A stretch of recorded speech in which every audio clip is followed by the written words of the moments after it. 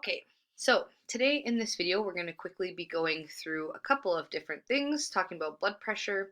We're going to be talking about also the blood vessels. So, to start talking about blood pressure basically changes while the heart beats because the muscle wall is squeezing and pushing the blood. The blood, as it moves, the pressure of it will increase because it just got that big push. When it moves into the blood vessels, okay, that's going to cause the blood vessels pressure to also increase.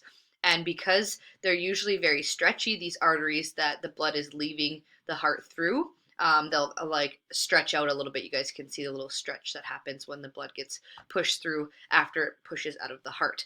So we call it the systolic and diastolic pressure because there's two different numbers in blood pressure.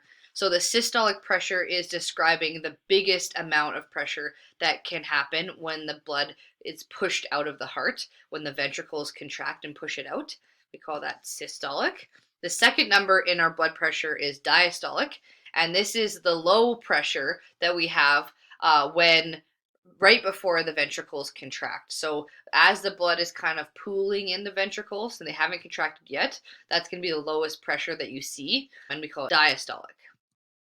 So just a little summary table to talk about these two different words and kind of what's happening at the heart and if the pressure's high or low and what is happening with the blood. So in the systolic pressure, the heart is contracted. Diastolic, the heart is relaxed. Blood pressure is high during systolic, and the lowest number that we have in our blood pressure is at the diastolic. And for blood movement, in the systolic, the blood is moving out of the heart and moving into the blood vessels, either the aorta or the pulmonary artery. And the diastolic would be the blood moving out of the vessels and coming into the heart. So coming from the vena cava and the pulmonary veins. We use something called a sphygmomanometer, which you might call like a blood pressure cuff, when we take blood pressure. And it looks like this. So there's a cuff and there's a dial and there's this little thing that you can squeeze and pump up the cuff with. We use millimeters mercury to describe our blood pressure. So it is around 120 over 80, and we try to stay a little bit lower than that. That is the number that we're ideally going to have for our blood pressure. Anything above or below would be described as unhealthy, about plus or minus 10 on both sides. So about 110 to about 130 is healthy or average, and then about 70 to about 90 is again average. So a sphygmomanometer is what we use. Now, obviously, I can't describe to you how we take our blood pressure, but I have a couple of different videos that I'm going to link on Classroom with this post that you guys can watch to kind of show you how to take blood pressure, even though we won't get a chance to do it in class this time around. So we're also going to talk about the different pathways that blood takes through our body. So as it travels from our heart to the blood vessels and back, there's three different ways that it could travel. So the pulmonary pathway is always going to and from the lungs.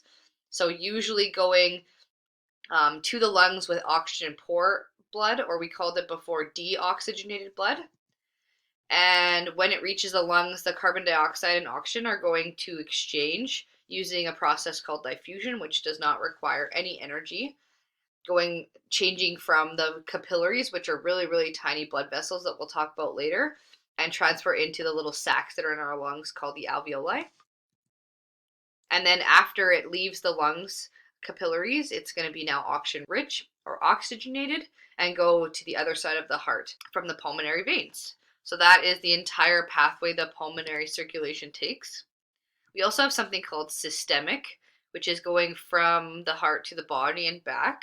So it's going to take from the left side of our heart oxygen rich blood and transfer it to our body tissues. And then the body tissues will use up that oxygen and nutrients and produce waste.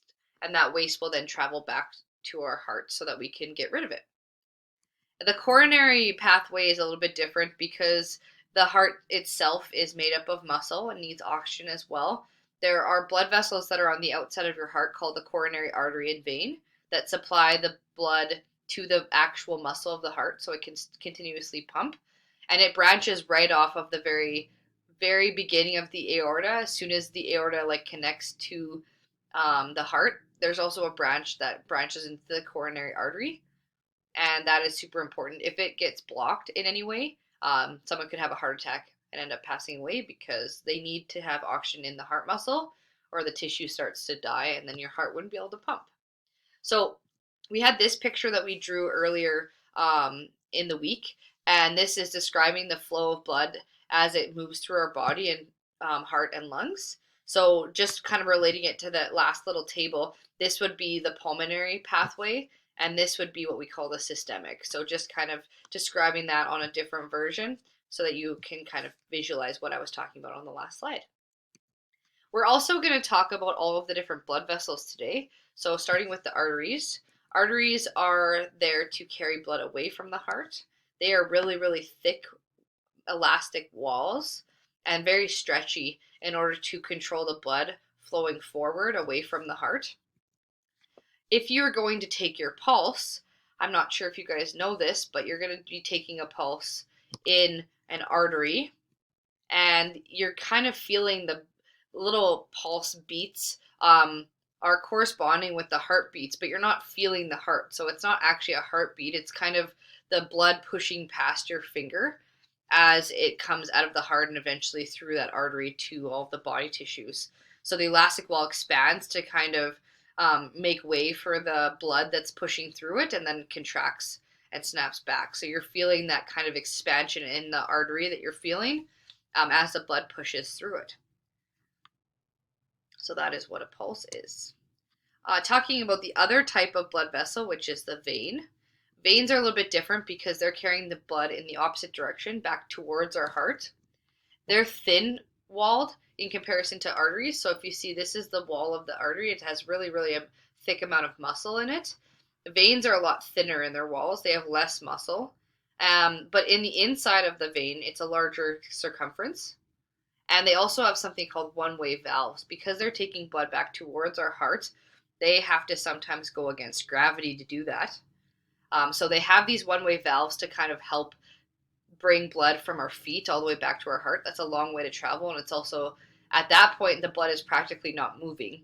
So there's no blood pressure in the veins practically, and they don't have a muscular wall that squeezes and sends the blood in the right direction. So they use these one-way valves so that they can kind of help blood from here gets kind of pushed up and then gets stuck in this chamber and then pushed up and gets stuck in this chamber, and so on and so on. Now, sometimes as you age, you can get something called varicose veins. So I have this in the picture right here.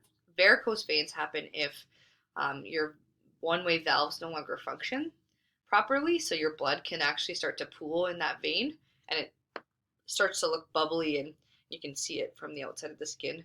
This commonly happens in people that work where they're standing on their feet a lot, so like teachers or nurses or doctors, people that work in retail or at restaurants. They're more prone to getting varicose veins, and you can help varicose veins with wearing compression socks.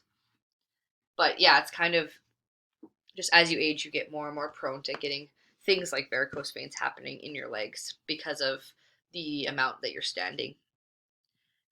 So we also have a question that talks about blood vessels and how they join. So this is just another picture showing the difference between arteries and veins. Again, arteries are really thick muscular walls. Veins are a lot thinner in the walls, but that means that they have a larger circumference in the inside. And veins have these one-way valves to help push blood back towards our heart, going against gravity. But how do they connect to one another?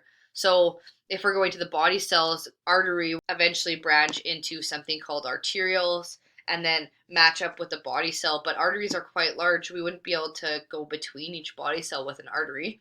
So you need something called a capillary to do that.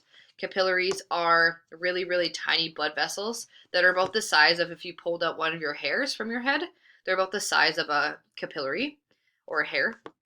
And only about one red blood cell can fit through at a time. So they're really, really small. So as blood moves away from the heart, it will go through an artery and then branch into something called an arteriole, and then eventually into a capillary.